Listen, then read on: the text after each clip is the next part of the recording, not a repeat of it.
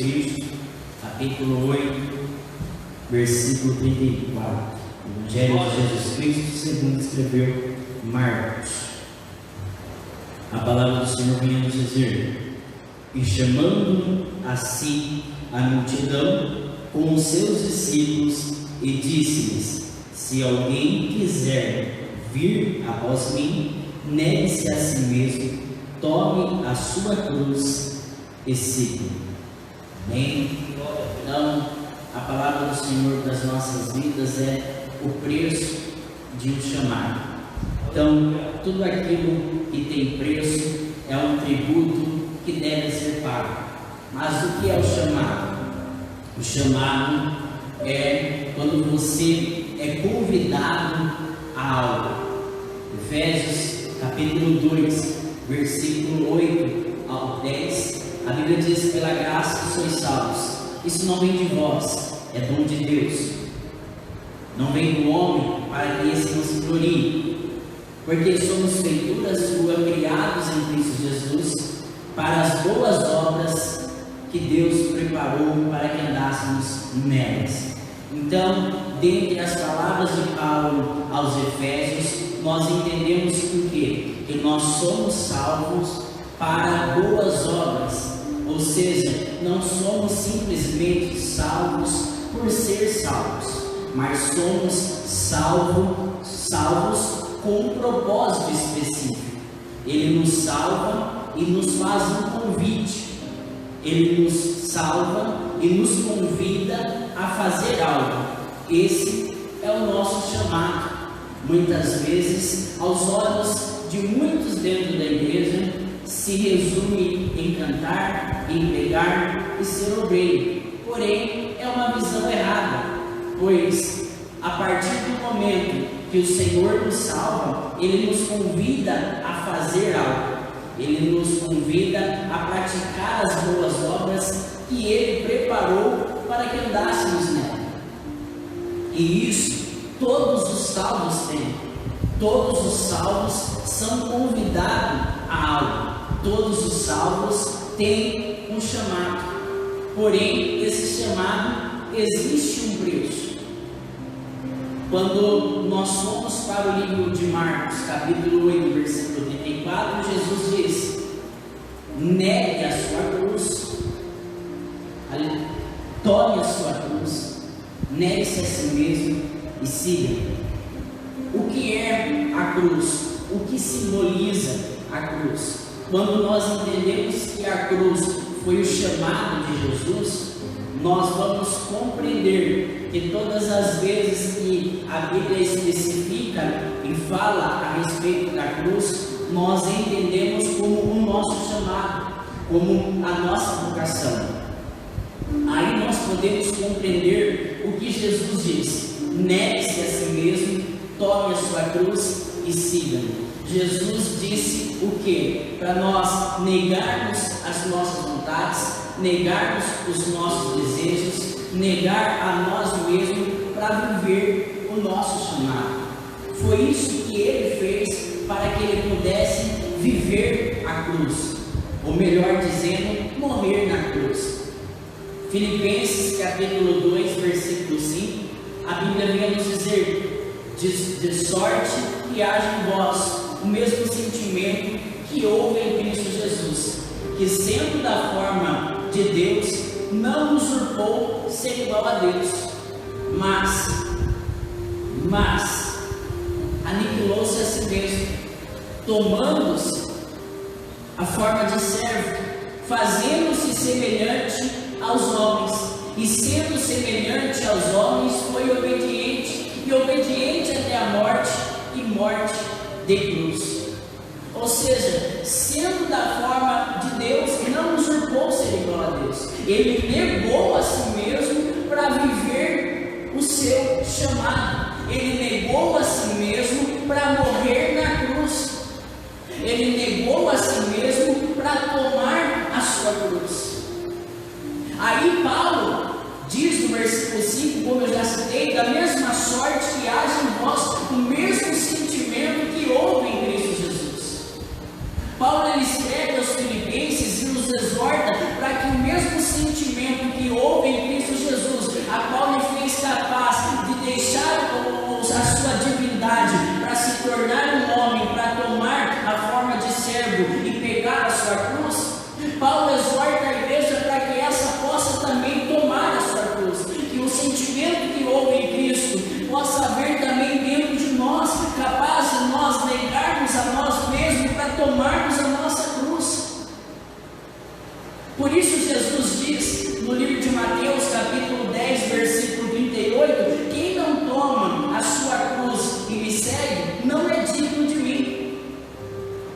Ou seja, quem não é capaz de negar a si mesmo e tomar a sua cruz, quem não é capaz de pagar o preço para o chamado, quem não é capaz de viver o seu chamado, não é digno de Jesus. E por que negar a si mesmo? Porque para nós vivermos o nosso chamado, é necessário andar em espírito, é necessário andar segundo a vontade de Deus, porque segundo a nossa vontade, muitas vezes não venhamos na igreja, segundo a nossa vontade, vamos deixar a desejar, segundo a nossa vontade, não vamos viver o nosso chamado conforme é para viver, porque muitas vezes o nosso sentimento é de ser apenas salvo, o nosso sentimento é de chegar na igreja, cultuar e ir embora. O nosso sentimento é deixar de fazer uma visita, o nosso sentimento é deixar de pregar para alguém que está dando trabalho, o nosso sentimento é deixar de acreditar em alguém que está afundado nas drogas, que está afundado nas bebidas. É necessário nós negarmos a nós mesmos para nós vivermos o nosso chamado. E isso é o preço a ser pago para viver o chamado, que com certeza não é fácil. Nós podemos fazer uma prova disso em um relacionamento. Quem é casado aqui sabe do que eu estou falando. Muitas vezes, para o seu relacionamento dar certo, para o seu relacionamento ter paz, muitas vezes vamos precisar ceder. Muitas vezes vamos precisar fazer a vontade do nosso cônjuge do que a nossa vontade. E com Deus, o nosso chamado é assim. Nós vamos ter que deixar a nossa vontade de lado para viver a vontade de Deus. E isso não é fácil para ninguém. É por isso que a igreja se encontra como está. Uma igreja morta, uma igreja que deixa a voz de Deus passar desapercebida, uma igreja que já não tem mais comunhão com Deus, uma igreja que não anda atento para a voz de Deus, uma igreja que não atenta mais para os necessitados, uma igreja que não atenta mais para aqueles que necessitam de uma palavra. Resumindo, a igreja se encontra falida espiritualmente. E quando eu digo igreja, eu digo a igreja na face da terra, não somente a nossa, não somente essa instituição da qual nós fazemos parte, a qual também é um bom exemplo. E um grande exemplo que nós vemos na Bíblia de alguém que viveu o chamado de Deus e pagou o preço por esse chamado é Paulo. Nas quinta-feiras nós estamos estudando a respeito de Paulo e nós vamos para o livro de Atos, capítulo 9, versículo 15, quando o Senhor ele aparece em uma visão para um dos seus discípulos chamado Ananias. Ele fala a respeito de Paulo. E logo Ananias se escandaliza: Senhor, mas nunca ouvi falar acerca deste homem. Mas no versículo 15 do capítulo 9 de Atos, o Senhor diz assim: vai, porque esse é para mim um instrumento para levar o meu nome perante os reis e perante os gentios, e eu lhe mostrarei o quanto lhe importa padecer pelo meu nome. Então, quando o Senhor anuncia a respeito do chamado de Paulo, ele diz: eu lhe mostrarei o quanto importa padecer pelo meu nome. Ou seja, resumidamente, o Senhor estava dizendo: eu lhe mostrarei o quanto importa pagar o preço pelo seu chamado. E Paulo, quando ele recebe esse chamado, ele entende a vontade de Deus.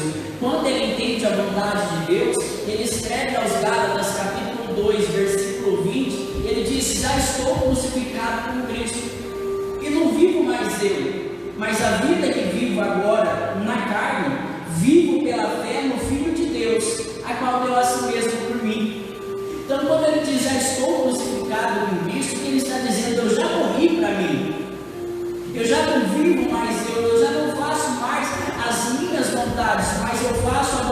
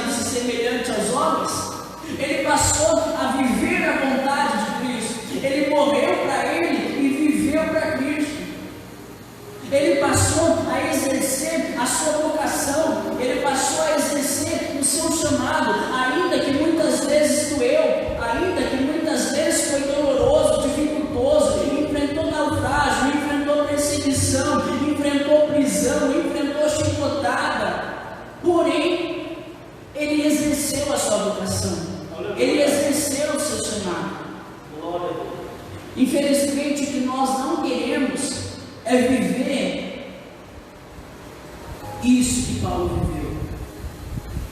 Infelizmente, muitas vezes nós até pensamos e até desejamos viver o nosso chamado, porém não queremos pagar o preço devido para vivê-lo.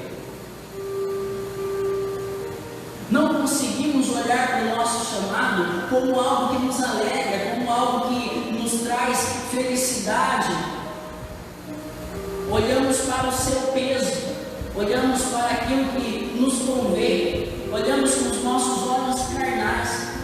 Porém, eu tenho dito algo que nós podemos sonhar, traçar objetivos, traçar planos, traçar metas profissionais e podemos conquistar a cada uma dessas metas físicas. Podemos ter o carro que sempre desejamos, podemos ter a casa que sempre sonhamos, podemos exercer aquela profissão que desde pequeno sonhamos. Porém, nunca vamos sentir realizados se nós não estivermos vivendo a vontade de Deus. O carro tão sonhado, a casa tão desejada, a profissão que você tanto lutou para ter, não vai preencher o vazio. A única coisa que pode te completar é você estar vivendo conforme a vontade de Deus. É você estar vivendo a vontade de Deus para a sua vida. E qual é a vontade de Deus para a sua vida? Qual é o seu chamado? Qual é o seu propósito? Qual é a sua vocação? O que Deus designou para que você faça? Agora, quando você vive a vontade de Deus, quando você vive aquilo que Deus determinou para que você viva, talvez você não tenha o carro que você desejou, talvez você não tenha a casa que você sonhava, talvez você não realize o seu sonho de ter aquela profissão que você tanto sonhou. Porém, você vai se sentir realizado, você vai se sentir completo, porque você vai estar vivendo a vontade de Deus. E eu posso provar isso para você através da vida de Paulo. Nós vamos para o livro de Atos dos Apóstolos, capítulo 20.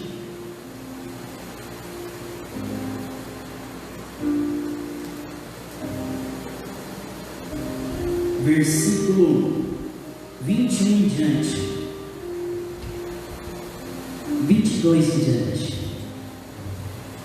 Atos dos Apóstolos, capítulo 20, versículo 22 em diante, a Bíblia diz: E agora eis que, ligado eu pelo Espírito, vou para Jerusalém, não sabendo o que lá há de me acontecer, senão o que o Espírito Santo de cidade em cidade me revela, dizendo que me esperam prisões e tribulações, mas em nada tenho a minha vida por preciosa, contanto que cumpra com alegria a minha carreira e o ministério que recebi do Senhor Jesus, para dar testemunho do Evangelho da graça de Deus.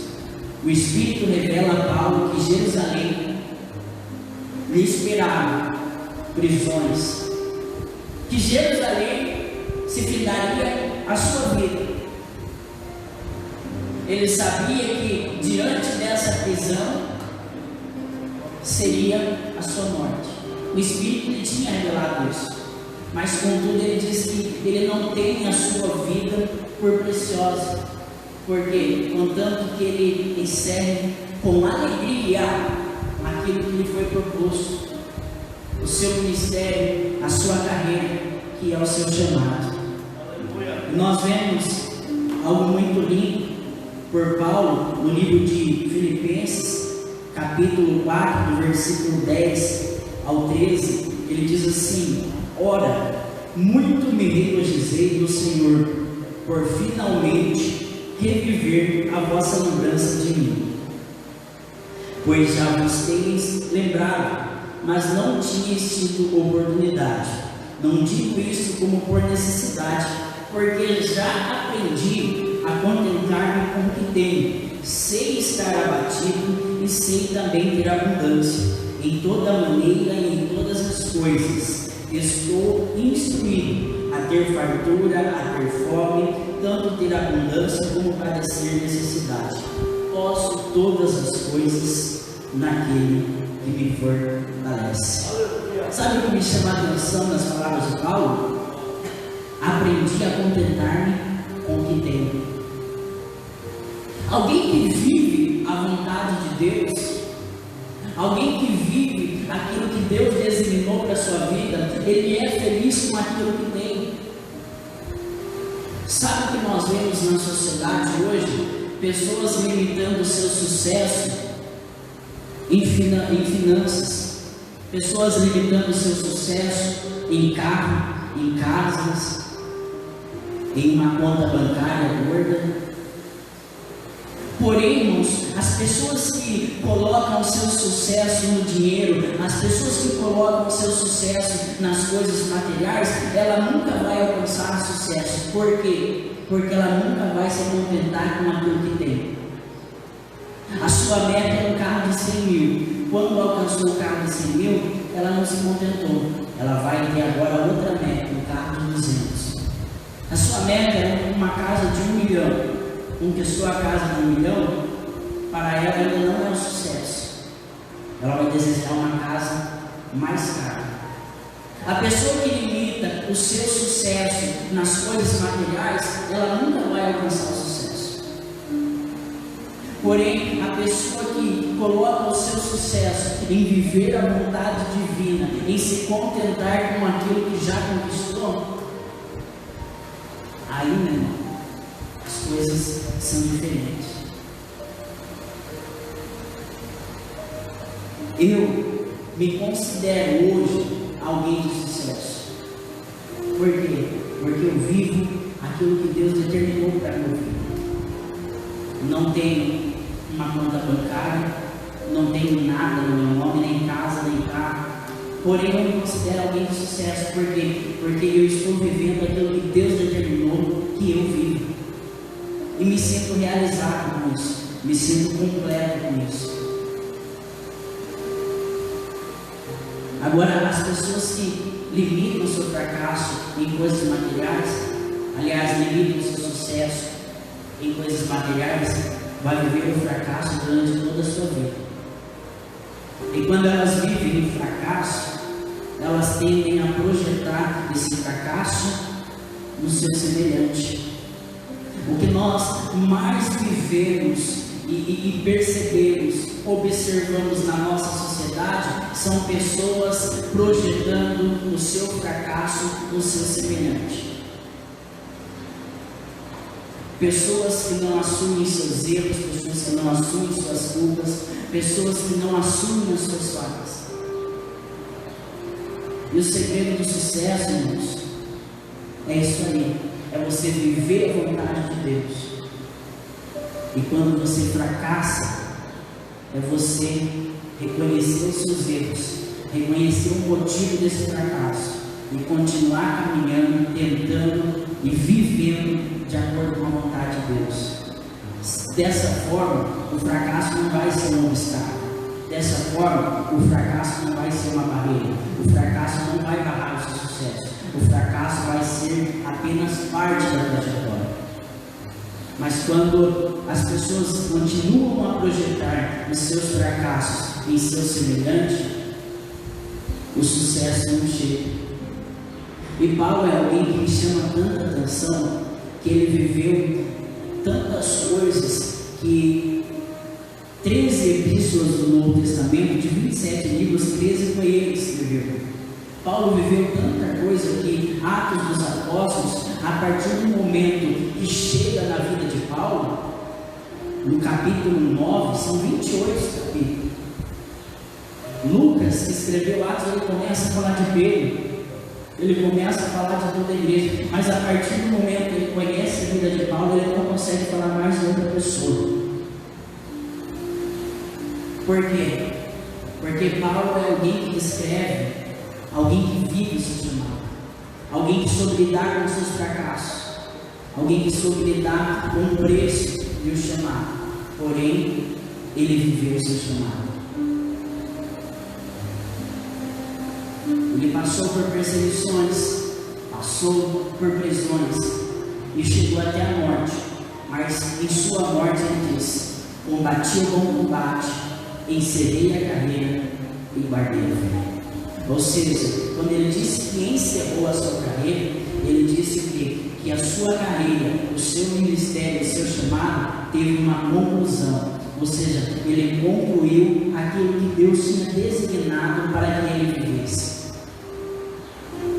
Durante todas as prisões, durante todas as perseguições, durante todos os momentos difíceis que ele passou em seu ministério, foi difícil. Mas ele viveu o seu chamado e conseguiu concluir aquilo que Deus tinha determinado para que ele vivesse. Queridos, é difícil, é doloroso viver aquilo que Deus nos designou, viver aquilo que Deus determinou para que nós vivemos.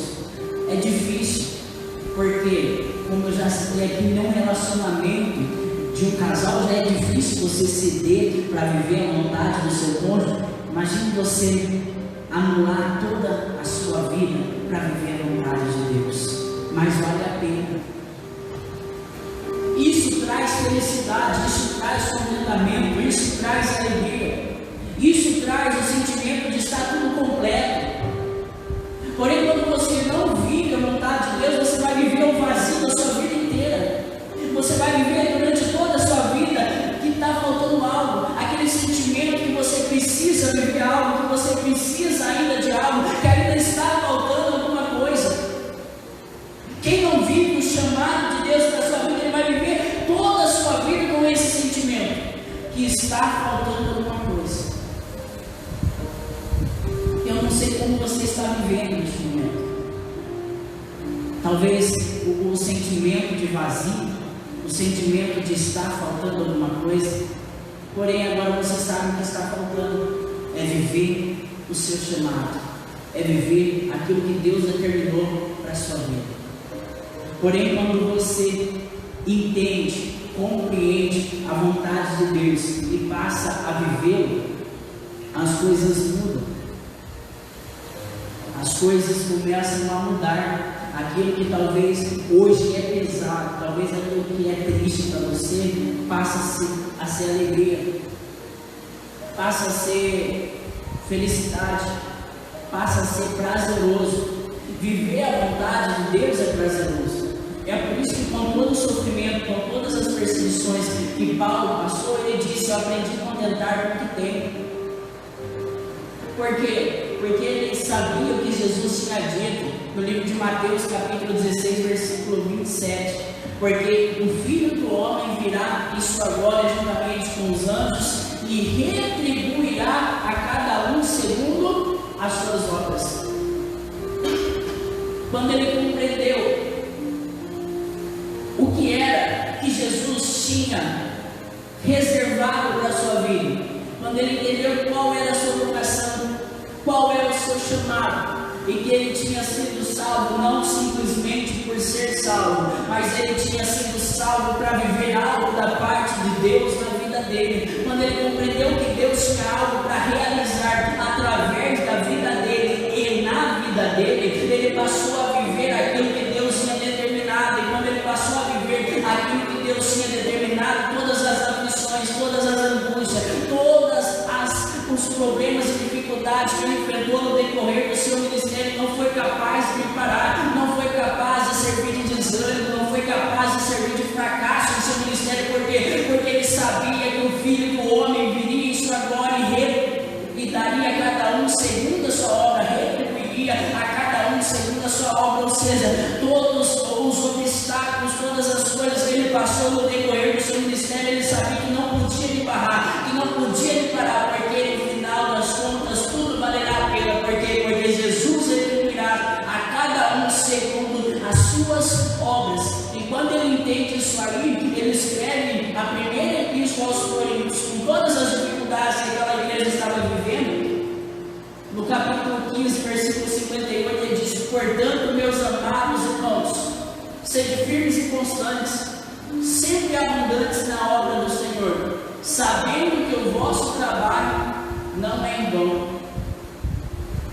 Quando ele entende que tudo aquilo que ele estava fazendo, tudo aquilo que Deus determinou que ele tinha que fazer, valeria a pena, ele passa passa a ministrar, como a irmã Regina, ele passa a ir em frente, ele passa essa visão para que a igreja pudesse entender que além da alegria momentânea que nos dá de servir a Deus e fazer a sua vontade,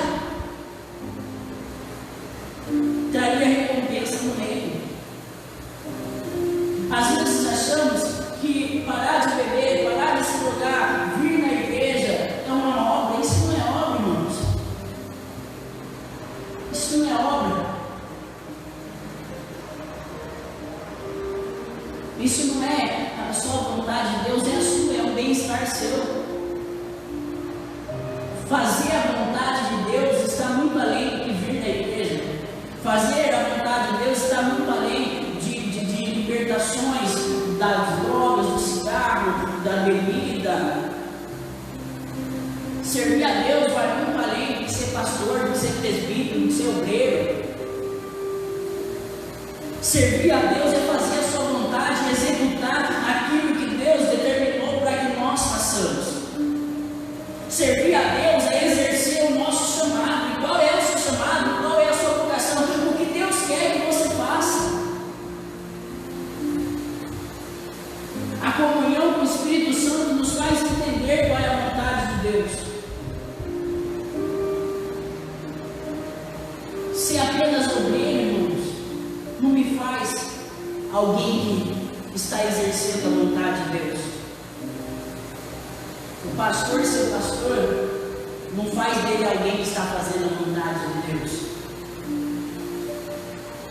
Fazer a vontade de Deus é o que Deus determinou para que nós façamos, para que nós façamos no nosso dia a dia. É estar em constante diálogo com Deus, é estar em constante comunhão com Deus. Deus fala, faça. Às vezes focamos tanto em profecia ou algo do tipo, esperando alguém nos revelar algo para que nós façamos. Sabe, esse dia eu estava observando, eu lembro no começo do meu ministério, vinha pregador, não podia olhar para mim, já estava entendendo uma profecia, e sempre era a mesma coisa. E chega depois de algum tempo, você já não ouve mais como você ouvia antes. Por quê? Se eu tenho comunhão com Deus, irmãos, por que Deus vai ficar usando outra pessoa para falar comigo se Ele pode falar diretamente comigo? Obviamente que existem alguns propósitos.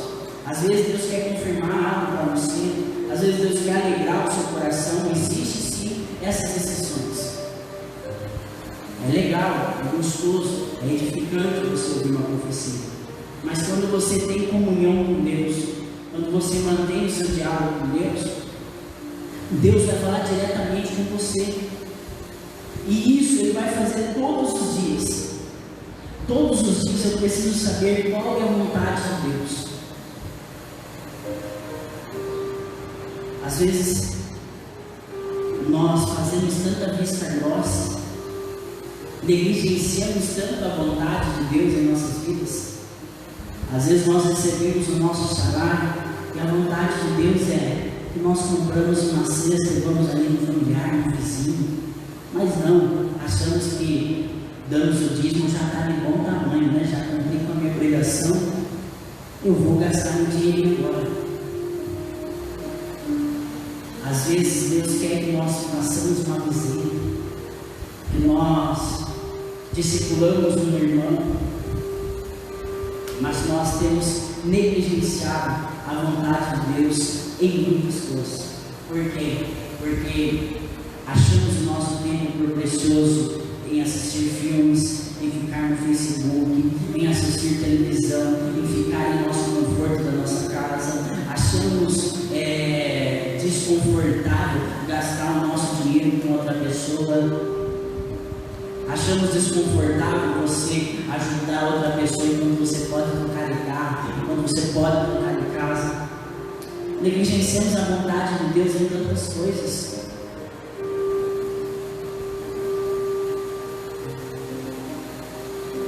Eu ser presbítero não me faz alguém que vive a vontade de Deus. Eu tenho que exercer aquilo que Deus me chamou todos os dias. ter um cargo na igreja e frequentar os cultos não me faz alguém que vive a vontade de Deus. Se Deus me chamou para ensinar, eu tenho que ensinar. Se Deus me ensinou para discipular, eu tenho que discipular. Se Deus me mandar fazer uma visita, eu tenho que visitar. Ainda que eu tenha preguiça, ainda que eu esteja cansado, eu tenho que ir, porque Deus me mandou. Isso é fazer a vontade de Deus. Isso é pagar o preço. É vencer o meu cansaço, vencer a minha fadiga, vencer a minha preguiça, porque eu sou ser humano, eu sou vulnerável, sou suscetível a erros, falhas. É eu vencer esses obstáculos no dia a dia. Só que tem muitos crentes confortados com a vida que está vivendo, tem muitos crentes em seu estado de conforto que não faz mais nada. Pastores, obreiros, só lembra de Deus na hora que vem no culto, só lembra de Deus na hora que dá domingo, 4h30 da tarde, só lembra de Deus na hora que dá quarta-feira, 19h30. Só lembra de Deus quando tem algo na igreja, mas quando está vivendo no seu dia a dia, não lembra dos irmãos, não lembra de fazer uma visita, não lembra de entregar uma cesta, não lembra de fazer uma campanha de oração, não lembra de pegar na Bíblia, não lembra de ajudar seu próximo. Isso é exercer o seu chamado, ainda que às vezes você esteja cansado, ainda que muitas vezes você tenha que deixar os seus filhos na casa, a sua esposa, mas isso é o preço que deve ser pago para viver o seu chamado. Mas isso não é algo que vai pesar sobre a sua vida, é algo que aparentemente dói, algo que aparentemente é doloroso, angustiante, mas no final, quando você vive aquilo que Deus determinou, você vai ver o quanto é prazeroso. Por isso que Paulo falou: aprendi a contentar-me com o que tenho. Por isso que Paulo falou: em nada tenho minha vida por preciosa.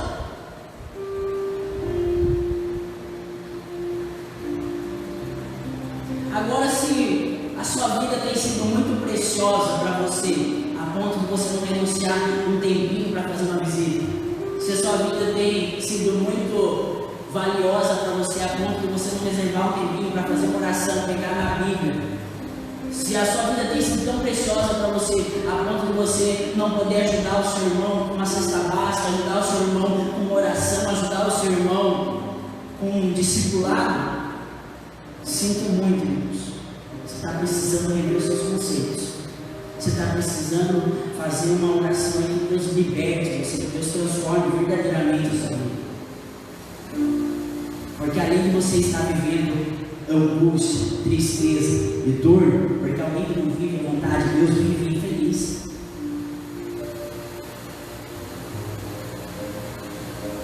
Além de você estar vivendo infeliz, você está perdendo o seu tempo. Então, o preço de um chamado talvez pareça caro para você pagar agora, mas você já comprou alguma coisa que parecia caro, você pagou com dó, mas depois que você recebeu o produto, você viu quanto valeu a pena esse investimento? Esse é o preço de um chamado. Talvez quando você olha, parece caro, parece algo que não vai valer a pena, parece algo que vai doer. Porém, depois que você paga esse preço e vive o chamado, você vê o quanto valeu a pena. É o que Paulo escreve aos Coríntios: portanto, meus amados irmãos, sede firmes e constantes, sempre abundantes na obra do Senhor, sabendo que o vosso trabalho não é em vão.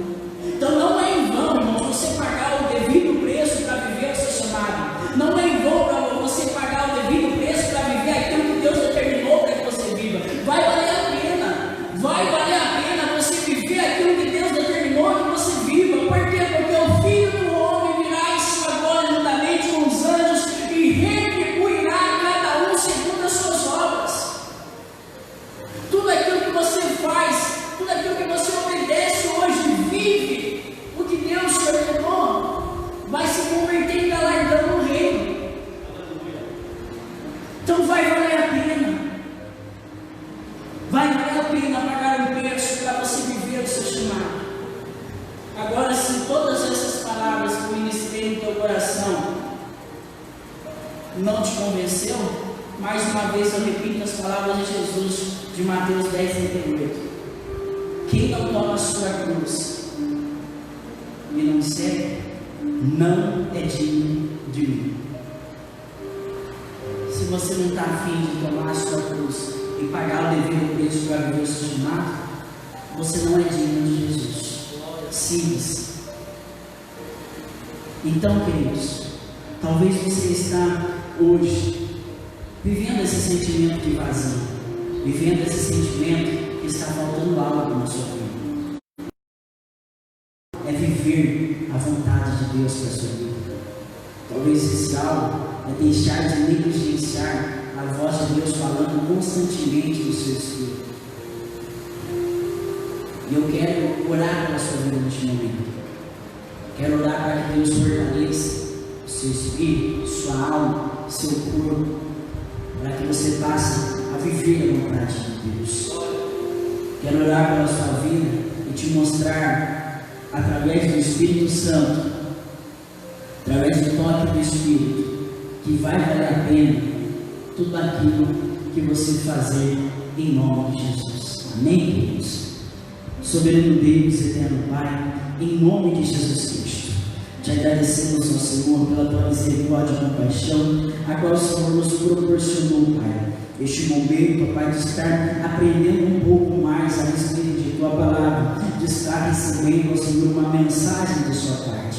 Querido Deus, em nome de Jesus eu te peço que o Senhor possa manifestar o teu poder e tua glória sobre cada um que ouviu e que ainda ouvirá esta palavra. Meu Deus, em nome de Jesus Cristo, se essa pessoa se encontra com vazio no coração, se essa pessoa se encontra com um sentimento que ainda está faltando algo sobre a sua vida, querido Deus, em nome de Jesus, abra os olhos dela neste momento, Pai. Que ela deixe de olhar somente com os olhos carnais e ver aquilo que a vida financeira pode lhe proporcionar. Que ela possa olhar agora com os olhos espirituais e ver, Pai, o que o Senhor pode proporcionar a ela, Pai. Em nome de Jesus Cristo, ó Deus, abençoa essa pessoa, Pai. Dá vigor, ó Pai. Renova essa alma, Pai. Dá força para que ela viva a sua vontade. Eu te peço e te agradeço. Audio Jungle.